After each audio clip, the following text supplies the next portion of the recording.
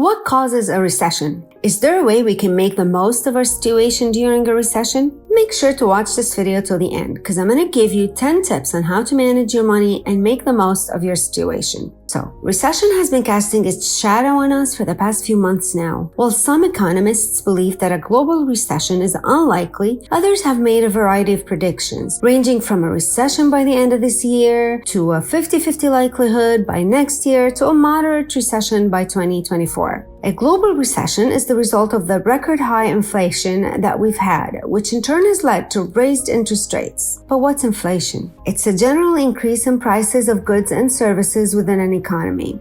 Many factors have contributed to inflation, some of which are supply chain shortages, accompanied with high demand on goods and services, followed by a spike in energy prices. In an effort to combat inflation, the Federal Reserve increased interest rates, thus leading to a potential recession. Hi, my name is Kiki. If you're enjoying this video and would like to see more money-making ideas, go ahead and subscribe, like, and drop a comment. This would really help my channel. Now let's get started. Here are 10 tips to help you prepare for a recession. First one.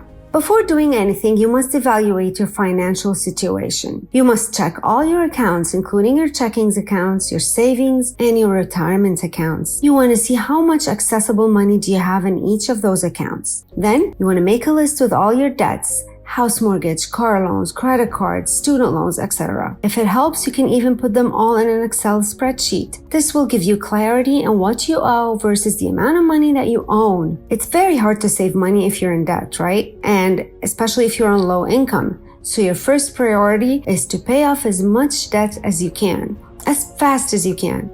Which brings me to my next point, which is get rid of credit card debts. Now, many customers are using their credit cards to make ends meet as prices on everything from groceries to gas and transportation have drastically increased. Make sure to pay off your credit cards before interest rates increase further. So, although credit cards are a must in an emergency, they tend to have a rather high interest rates. And as the Federal Reserve keeps raising rates, it's going to be hard to pay them off. Now, I'm not saying to get rid of your credit cards, but please use them wisely. And unless it's an emergency, don't use them unless you know that you can pay off the full amount before interest is added. Speaking of credit cards, keep in mind that you must also maintain an excellent credit. Let's say you want to buy a car, but you can't pay it off in one shot. You can finance it, or you can lease it. What if you need a house mortgage, or you want to pay rent, or get a new credit card? So to do any of these, you must have a good credit score. And this could also allow you to get lower interest rates. You can use automated transfers, for example, to pay your bills on time and maintain a low credit utilization rate. This way, you can raise your credit score and keep it there. Once you've managed your debt, you can look at how you can spend less now. So you can increase your savings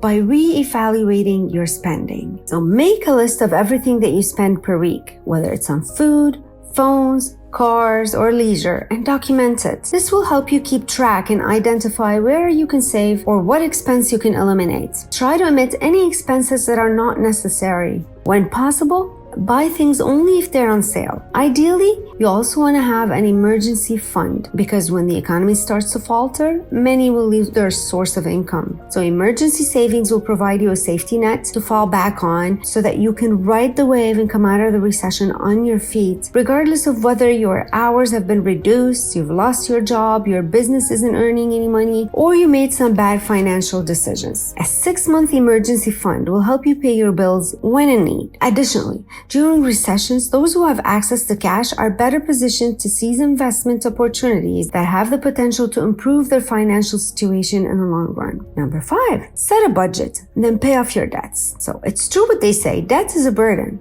right? Furthermore, when employment is hard to come by and money is tight, having to make hefty loan payments can only aggravate an already difficult situation. So it's now necessary to re-evaluate your financial situation, including all your outstanding bills, and to develop a strategy for paying them off. It can be challenging to pay for daily expenses during a recession, let alone debt payments. I know, and this can lead to an uncontrollable increase in your debt. So by paying off what you owe, it will take a lot of pressure off your shoulders in case you lose your job or if the interest rates increase even more. A good way to pay off your debt is to start a second business. Don't put all your eggs in one basket.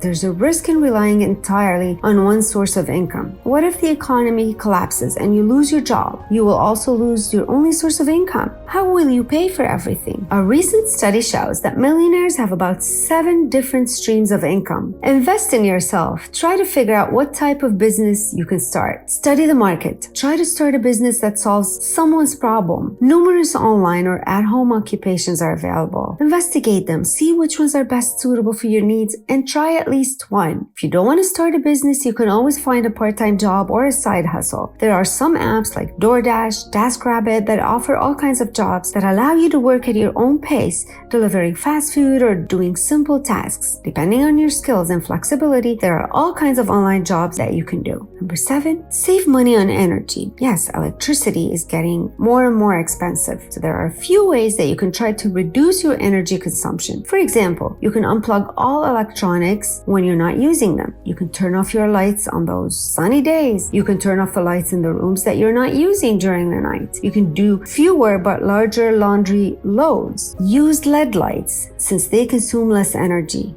And the list goes on. Find out what support is available if you anticipate having difficulties paying your energy bills during a recession. There may be programs offered by utility companies, the government, and non-profit groups to lower expenses for people who qualify based on their income. Now moving on to number 8. Become indispensable at work. Again, you want to invest in yourself. The habit of completing the absolute minimum at work, also known as silent quitting, has received a lot of attention lately. However, if you believe that your career may be in jeopardy during a recession, you should adopt the opposite strategy. Develop into the kind of employee who is a team player and is constantly willing to contribute. If you're laid off, though, make sure to ask your employer important things before you leave, such as when your benefits will expire and whether you may obtain a letter of recommendation. My next point is spend money on items that increase in value over time. What does this mean? Money that we invest into assets like stocks or real estate will pay off in the long term. The stock market frequently experiences declines, especially during a recession. Take advantage of this because you can invest in or buy shares in good businesses at a discount. Keep in mind that you must invest gradually rather than all at once in the stock market. And remember that investing is a long-term game. We're talking like 10 years. So try not to let the market's short-term fluctuations discourage you, because in 10 years, you'll have plenty of time to make profits. Finally, my last point would be to create different accounts for your financial saving goals. Depending on your objectives and when you anticipate using the money, it may be a smart idea to open additional accounts once you start placing money into savings. You may prioritize what's important by setting up separate accounts, which will help you keep track of where your money is going and prevent you from taking money out of your new car fund, for example, just to go on vacation. Wow, you made it till the end of this video. You're an amazing person. So tell me, did you find any of these tips helpful? Do you have any additional advice on how to save or manage your money during a recession? Let me know in the comments below. If you got value and want more videos on how to make money, subscribe to my channel so that you don't miss out on any of my future videos. You can also click the like button, but only if you enjoyed the video. Bye!